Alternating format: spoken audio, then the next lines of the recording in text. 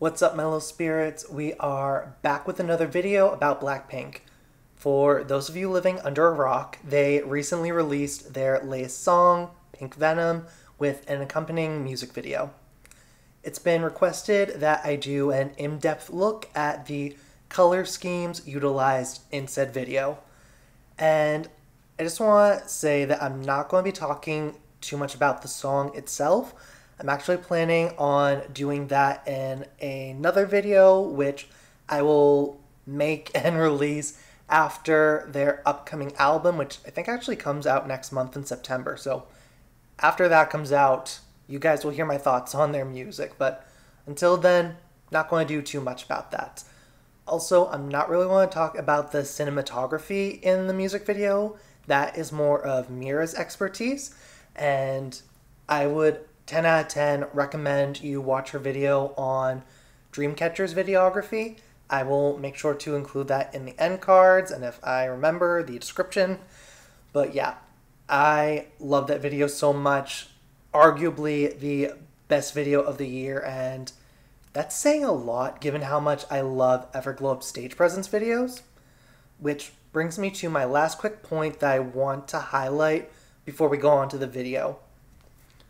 In my last video about Blackpink's stage presence and how hairstyle affects it, I saw a noticeable amount of comments with hate being directed towards both Everglow and Alinary section.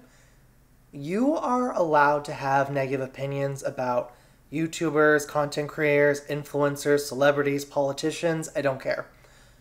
And that includes me. I don't expect everyone to like me. That is not realistic.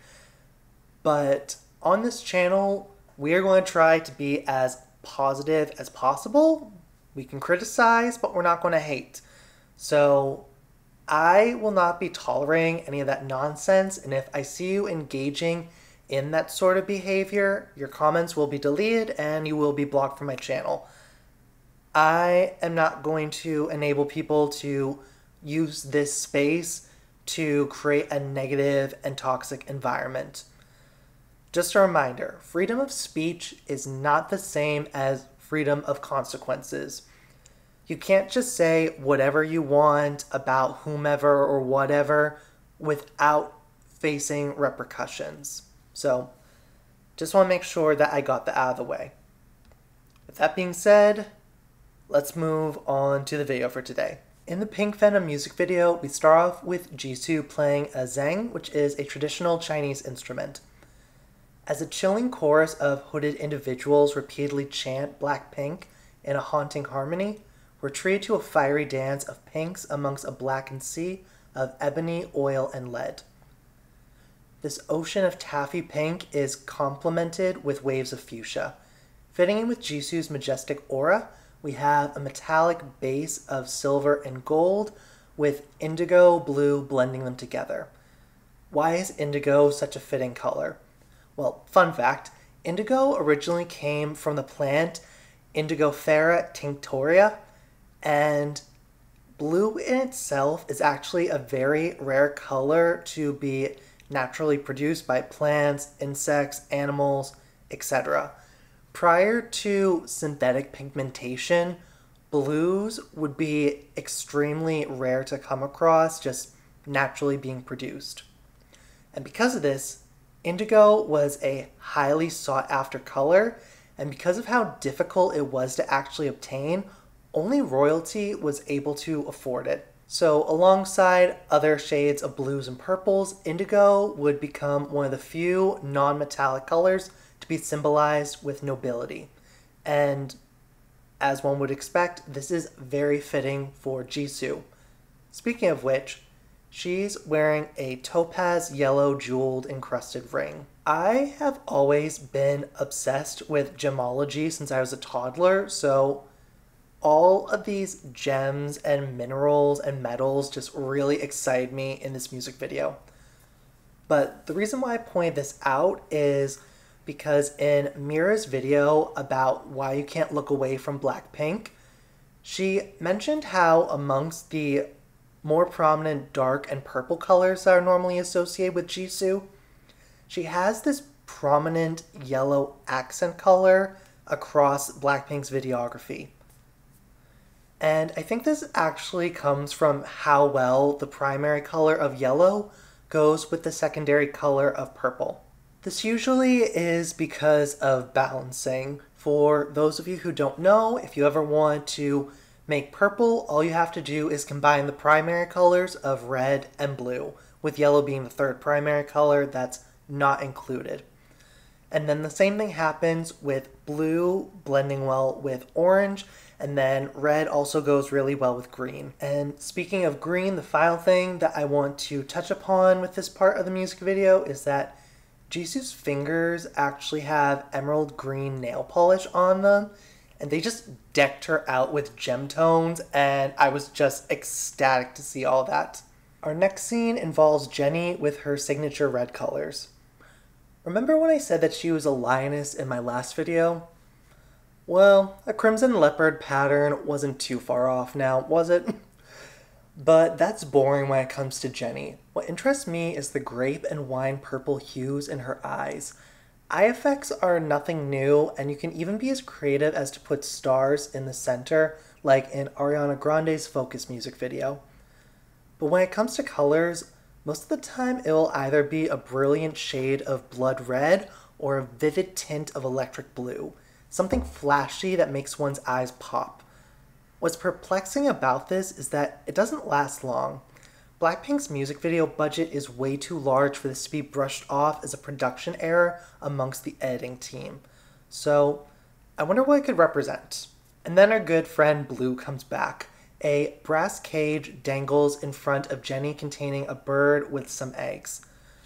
I thought that it may be a blue magpie, as that's the national bird of South Korea, but it didn't seem to match the anatomical structure of the one presented in the cage.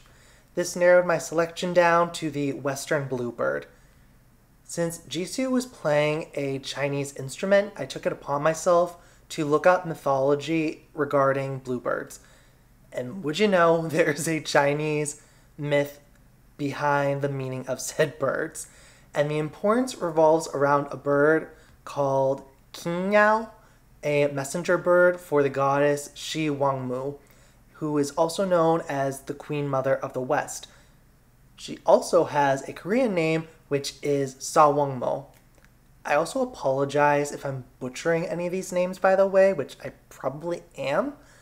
Feel free to leave the correct pronunciation in the comments because I could not find it for the life of me.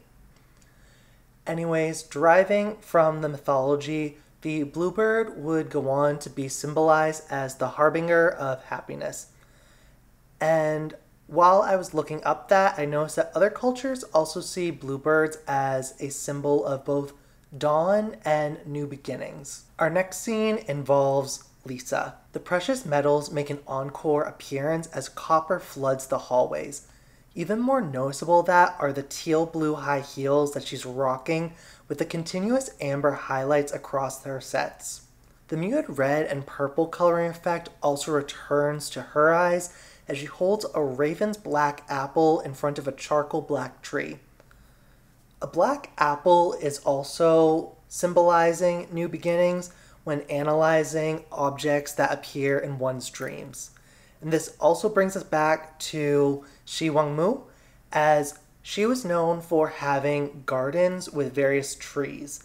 The most famous, which was the trees bearing the peaches of immortality. What this could also tie into is Norse mythology, as trees are often associated with the tree of life, which we can see in both EXO's videography and Dreamcatcher's as well. And then we finally move on to our first scene with Rosé. Keeping her recurring themes of romanticism, she's washed away by storms painted in shades of blues and purples. Lilac and periwinkle complement the raging shades of navy, sapphire, steel, and yes, indigo. A glittery rainbow decorates her lower eyes as she's enveloped in an endless river of grease black. What's perplexing is that there's one scene where the liquid seems to have taken upon properties of a solid and is starting to amalgamate in her hand. We then return to Jisoo, where all of those innocent pinks had been replaced with the rampant shades of torch and blood red. We also get a better glimpse at the palette sprinkled across her ensemble that include Egyptian, cornflower, and electric blue, as well as shades of amethyst purple, seafoam green, and sugar rose. It's almost as if she attracted the happier colors to herself in order to salvage them from the ever-expanding grasps of the shadows. We then move on to the chorus, where the entirety of the shot is uncharacteristically desaturated. The only standout factor comes from Jisoo's nails, adding chartreuse and shamrock green, along with a new lemon yellow accent to stay true to her color palette. Lisa's nails have also acquired a variety of shades, with begonia pink and castleton green joining the party. The group isn't a stranger to anti-drops, as we've seen this in Whistle, How You Like That, and Pretty Savage. But to just remove all the colors is definitely a first for the group. Even in Kill This Love era, the lack of colors was made up for with the brightness of the set. And with the conclusion of the chorus, this brings us to my favorite part of the song, which is the second verse. Lisa and Jennie kill it. We're finally greeted with more colors as a sky blue sign reading Cash Gold is situated next to a powder blue automobile. The scene transitions to the right and we're deluged in neon colors as Lisa is decked out in Jennie's usual Ferrari red clothes. I'm also living for her hot pink nails, as that's one of my favorite colors. And the dark magenta lighting inside of the cars is also very aesthetically pleasing amongst the red and blue colors. We then cut towards one of my favorite shots of Jisoo in all of their music videos. Like I said in my last video, Jisoo feels like the emissary of the moon in Blackpink's solar system. The scene feels like an affirmation of that speculation. She looks so ethereal with the moon behind her as coral pink and soft blue swirl around her. As is on brand with Blackpink's cinematography, these colors really drown her out. What also draws my attention is the bonsai tree in the background.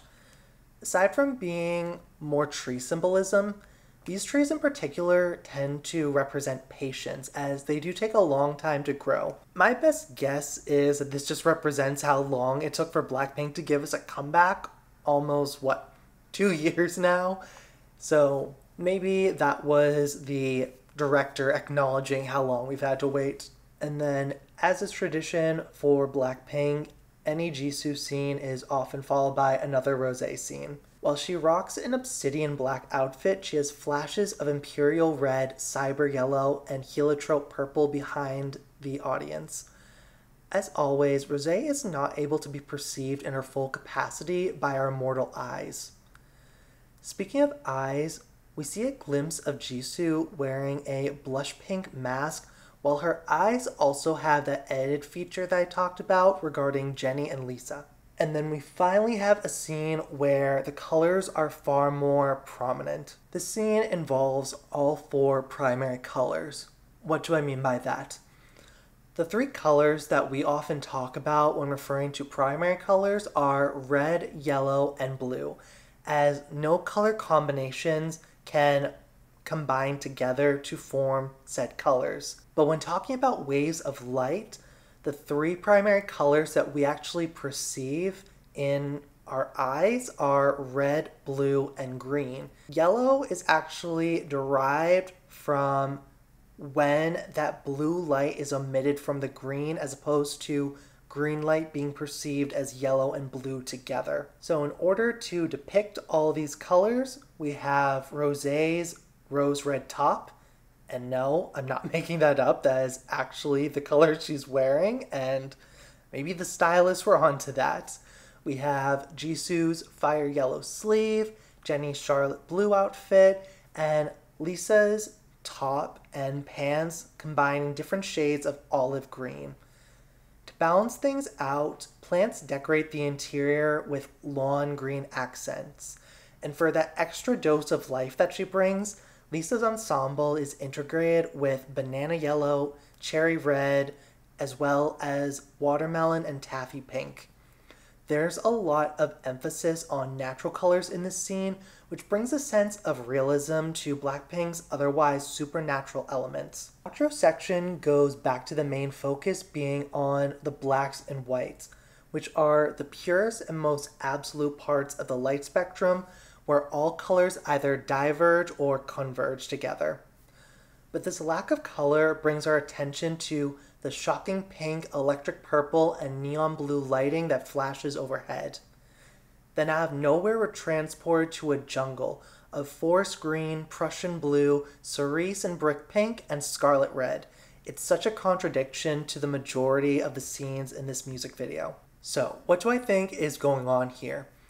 I believe that this music video is taking inspiration from Chinese mythology and represents that this is a new era for Blackpink. They don't need to be decked out in flashy colors to stand out. They can do so on their own, like the higher deities or goddesses that they are. But those vivid colors aren't just going away. Staying true to a massive part about what makes Blackpink so appealing in the first place, they're going to continue having those aesthetically pleasing color palettes in their music videos. I honestly don't know what to expect from Blackpink moving forward, as they do have an upcoming album and a tour on the way, but whatever it is, we're about to see an entirely different side to them. As far as all the darker imagery, I think that has to do with those who hate Blackpink. Another famous example of an apple covered in a liquidy substance is the poison apple as seen in Snow White. Poisons and toxins are similar, with the main difference just being how they get inserted into the afflicted person or animal. And what do we consider to be toxic? K-pop antis. That's why I believe that the object in Rosé's hand was the river starting to form into a solid object. The toxicity became so dense and concentrated, it was able to start becoming its own entity.